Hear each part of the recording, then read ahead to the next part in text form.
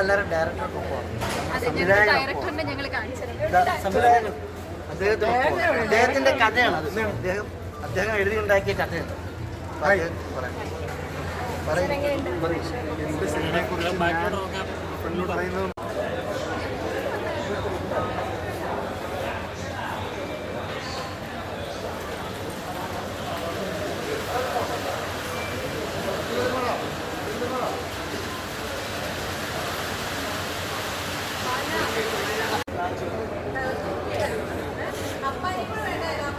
നേരത്തെ